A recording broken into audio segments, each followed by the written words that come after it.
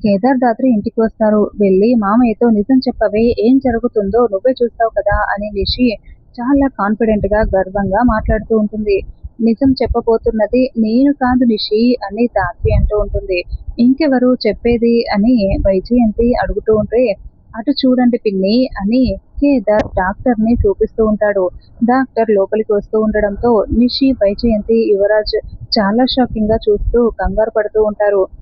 అప్పుడే శ్రీవల్లి సుధాకర్‌ని అక్కడికి తీసుకొని వస్తుంది. అమ్మా జగదాత్రి, ఏం జరుగుతోందిక్కడ? ఈ డాక్టర్ ఇక్కడికి మళ్ళీ ఎందుకు వచ్చింది అని అడుగుతూ ఉంటే, మీరు మాకు చెప్పిందే మా మామయ్య గారితో చెప్పండి డాక్టర్ అని దాత్రి చెప్తుంది.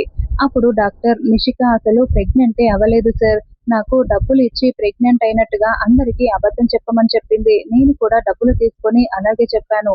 అబార్షన్ అప్పుడు కూడా అలాగే అబద్ధం చెప్పమని వేడుకున్నారు. డబ్బులకి కక్కుర్తిపడి నిషి చెప్పమన్నట్లుగానే నేను అబద్ధం చెప్పాను అని డాక్టర్ మొత్తం నిజాలన్నీ కూడా సుధాకర్‌కి చెప్తూ ఉంటుంది.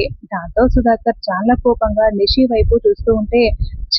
ఏంటి ఈ డాక్టర్ వచ్చి ఇలా ఇరికించేసి నిజం మొత్తం చెప్పేసింది అని యువరాజ్, వైజయంతి తల పట్టుకుంటారు. ఇక నిషి చాలా టెన్షన్ పడుతూ సుధాకర్ వైపు చూస్తూ ఉంటుంది.